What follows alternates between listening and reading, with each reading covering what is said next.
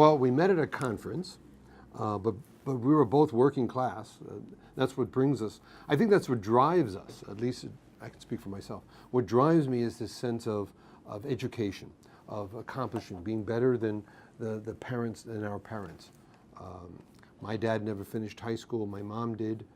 He was a manual laborer in New York, doing actually an occupation. You probably know this. Doing the occupation that my grandfather did, which my great-grandfather did, which goes back to the 1400s in the Alps of Italy. We were poor, but we were wealthy with love. And I know you have an interesting background.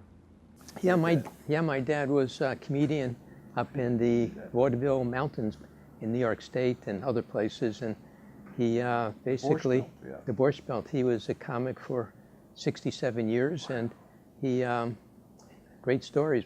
But yet, even though you're from New Jersey and I'm from New York, Brooklyn, the backgrounds can be so different. I think that's the interesting thing about being first-generation college students is it's broad. We often today think of a certain ethnicity or a certain race, but I see it economically too. There can be a diversity in terms of background that people bring to it.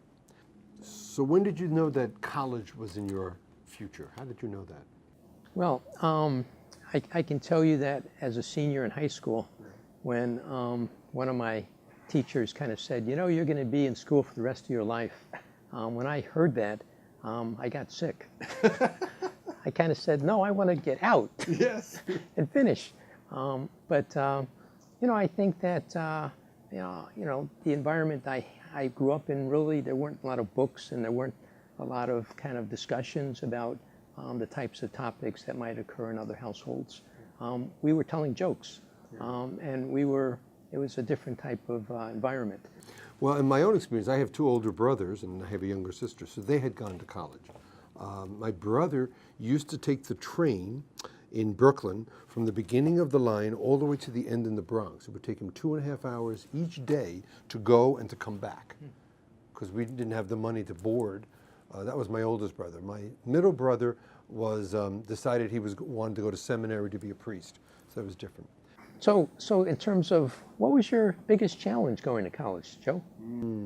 Lack of mentors. We talked earlier about needing a mentor. I didn't have, I had a brother who was always on the train, the other one was in seminary, and my parents couldn't understand. As I said, my dad never finished high school.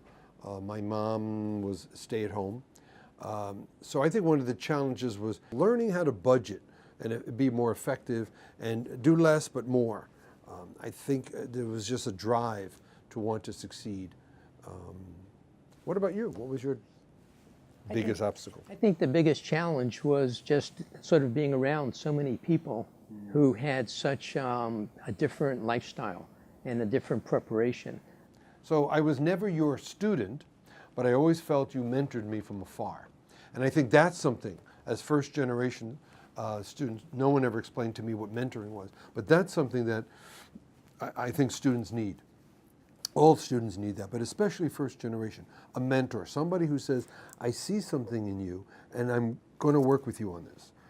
You know, you're the diamond in the rough, as that expression says, just with some training.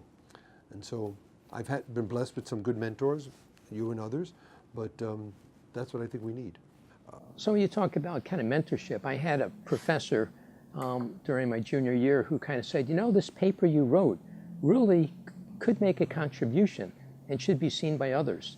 And for him to say that to me made me say to myself, gee, I actually have ideas that possibly could get out to a larger community. So I think when people are first generation, kind of what they need is, in a sense, confidence that they can make it. And I think, you know, even the most subtle things one can say, as, you know, you've done this thing well, and you've got the potential, and that you can make it, those types of comments are very important. Giving people opportunities so that they can actually show that they can do something well is also very important. But probably the most important thing for first generation students is to recognize they can't do everything.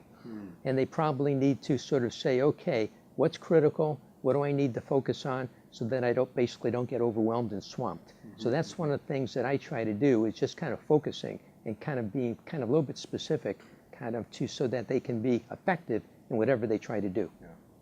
So Joe, are there some advantages for being a first generation student?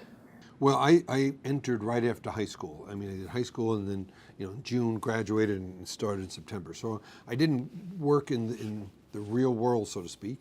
I think it was the advantage that the family background, the working class. Looking back, we probably were lower economic class. Didn't feel that way, but looking back, and I think that drive, that need to succeed, that willingness, and for me it was very strong on community. You need to give back to society. That goes back to my family, my faith, my background as working class. So I think as a first generation, this notion of becoming a part of the community, giving back to the community, seeking how to make a difference was really drove me. So that's what I saw in you back in 1980 when we first met, and that is you had a passion, you had a strong sense of wanting to give back, and I think in part that's why I invited you a decade later to DePaul to join my research team, because I saw something in you that basically said, you're going to make a difference. Yeah. And that making a difference is something that has remained with you for the last 38 years, because you go into a classroom today as fresh as you did 30 years ago. I can't jump around as much as I used to. My knees are hurting. But yeah, that's true. I still get the passion. Yeah. Yeah. I tell my students, less than 30% of Americans get a college degree. This is, I think it's 24%. And I say to them, you're here. I don't know why. It's not for me to decide, but you're here. And so this isn't just about a job and some degree. This is about leaving a legacy. How are you going to be making the world better off? And of the world, only 7% of the world gets a college degree. So now even fewer people are going to have this gift that you've been given. And I think that's the thing I want all students to understand is, make the world a better place because you were here in those 70 to 80 years, which in eternity is practically nothing. But make it a better place. How have you contributed? And I really do think all the work you've done has made the world a little bit better. And yourself as well, Joe. And I think the reality is people will look back on these college days as being some of the most enriching and some of the best days, and some days that are so filled with opportunities that they'll never forget them. Yeah.